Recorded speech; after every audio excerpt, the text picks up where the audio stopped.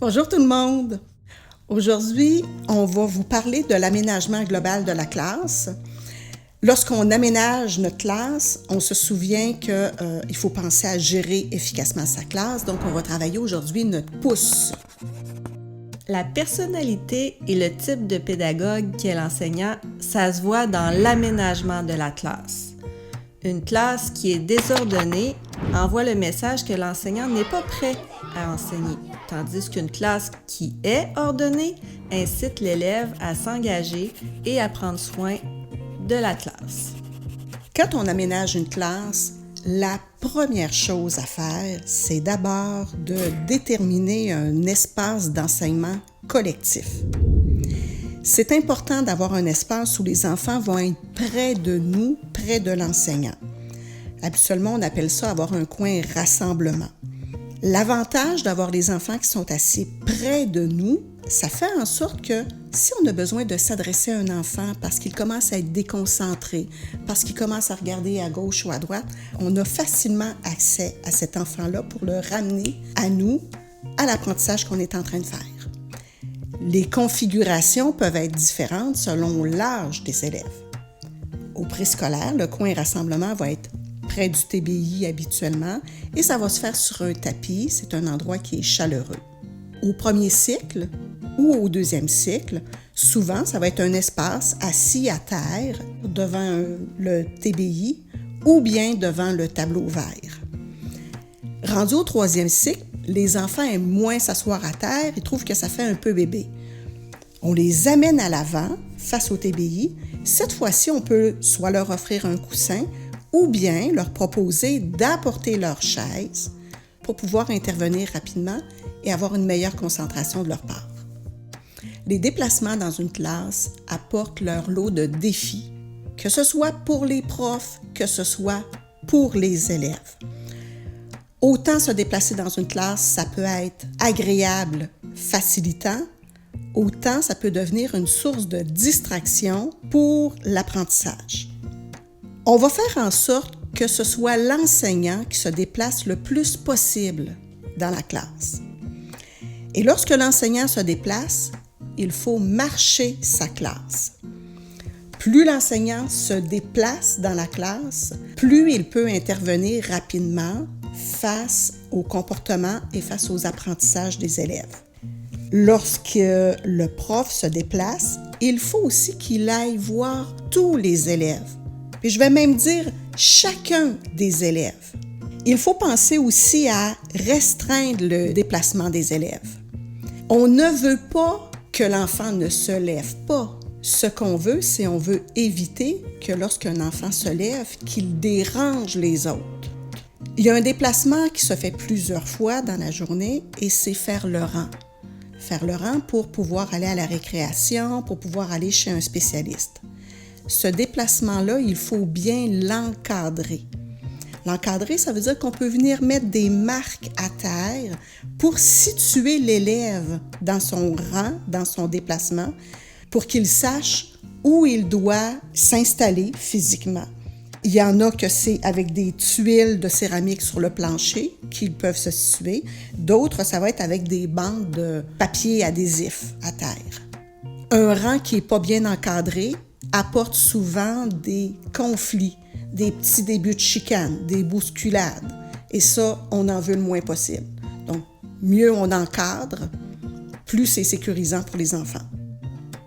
Quand on aménage la classe, on doit définir un espace pour travailler en sous-groupe avec, par exemple, une table en U ou une table ronde.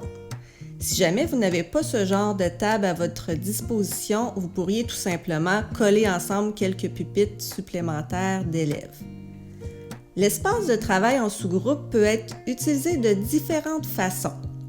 Par exemple, lorsque vous voulez revoir une notion non comprise avec quelques élèves pendant que les autres élèves travaillent de façon autonome, lorsque l'aide enseignante ou l'aide pédagogique vient en classe et veut travailler avec certains élèves, ou selon votre intention pédagogique, l'espace de travail en sous-groupe peut être aussi utilisé par un petit groupe d'élèves si vous voulez favoriser par exemple l'entraide ou les échanges. Il faut également penser à un espace pour les pupitres des élèves. Par exemple, les placer seuls, en équipe de 2, en îlot de 4. Encore là, vous placez les pupitres selon votre intention pédagogique. En période d'évaluation, il est préférable de placer les pupitres individuels en rangée. Si vous voulez faciliter les interactions, placez les pupitres en équipe. Chaque configuration des pupitres a ses avantages et ses inconvénients. Bien aménager la classe, c'est aussi s'assurer que les pupitres des élèves sont placés pour que le TBI soit dans le champ de vision de chaque élève. Prenez le temps de vérifier si tous les bureaux sont centrés sur le TBI. Même chose pour les espaces d'affichage. Il faut disposer les pupitres pour que les élèves aient facilement accès visuellement aux affiches. Par exemple, vos règles de classe et l'horaire de la journée devraient être sur le mur le plus visible, en face des élèves. Vos affiches concernant les nouvelles notions apprises de la semaine devraient se retrouver sur le mur de gauche ou de droite. Il peut y avoir des affiches sur le mur de derrière, mais à ce moment-là, ce sont des affiches pour faire des rappels ou de la révision. Une classe qui est bien ordonnée, c'est une classe aussi qui est bien rangée. Le rangement, on en a besoin pour les élèves, pour l'enseignant. Pour les élèves, le matériel doit être facilement accessible, soit dans son bureau, dans son pupitre, ou bien dans des casiers qui sont à proximité des bureaux des élèves. Il faut prévoir évidemment un espace pour le bureau de l'enseignant. Il peut se situer n'importe où, sur le côté, devant ou derrière. L'espace qu'occupe le bureau de l'enseignant ne devrait pas être très grand car ce n'est pas à cet endroit que l'enseignant passe la plupart de son temps. L'enseignant passe la plupart de son temps à marcher sa classe. L'espace pour le bureau de l'enseignant doit être ordonné pour servir de modèle à l'élève. Cet espace est réservé uniquement à l'enseignant. Il est important d'enseigner aux élèves à le respecter. Les élèves ne devraient pas s'asseoir sur la chaise de l'enseignant à moins que ce soit un privilège déterminé par l'enseignant. Si le rang se prend à côté du bureau, on doit expliquer aux élèves que l'on ne doit pas toucher au matériel de l'enseignant. Finalement, bien aménager la classe, c'est installer un espace individuel en retrait et loin des distractions, comme par exemple un coin lecture ou un coin calme.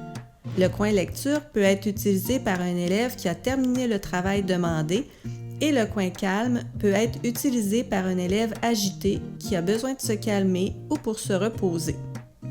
Pour aménager un coin calme, il suffit d'un tapis ou de quelques coussins et d'un meuble de rangement pour créer de l'intimité.